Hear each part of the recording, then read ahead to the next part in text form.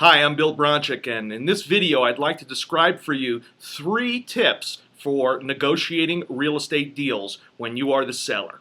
Now, rule number 1 is typically your first offer is going to be your buyer. That's going to be your best offer. And that doesn't mean you should take the offer right off the bat. You're going to counteroffer, you're going to negotiate a little. But if that first buyer comes in with an offer that's reasonably close to what you're asking, then you should definitely do whatever you can to work with that person to get that property sold. Now, if they lowball you on the first offer, let's say you're asking $200 and they come in at $150, that's a lowball. You shouldn't respond to those. You should say, I'm sorry, you're going to have to resubmit your offer. It is too low. You don't want to counter a lowball. If they come in maybe 5 or 10,000 under, that means they want it, but they're just testing the waters. So if you're asking 200 and they come in at 192, you know they want that house and they'll come up a little bit. So don't highball the lowball. So if they come in at 190 and you counter at 199, that is not going to work for this person. You should give them one counter, they're going to counter your back, and then you meet in the middle.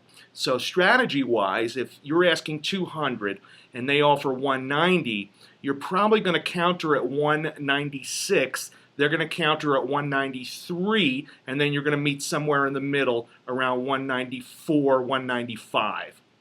Now, rule number 2 is never give a concession without getting something in return. Because if you just come down on the price, they're going to ask for more things because they see you're flexible.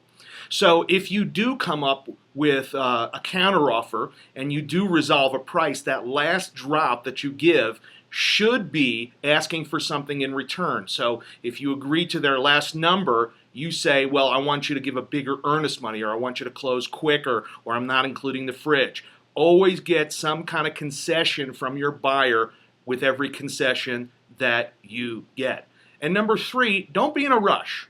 If you get an offer, always let the party know, the buyer or the buyer's agent know, okay, you got the offer.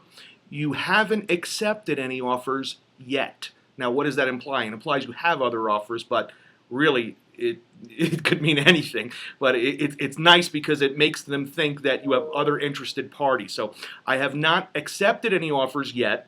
I got your offer, and I'd like a day to review it. And if you're the broker there, you say, I'd like to review it with my client.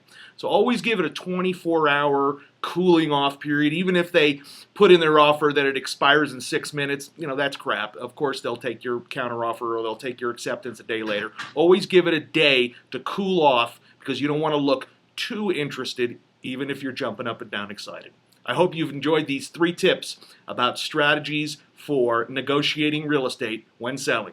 This is Bill Bronchick.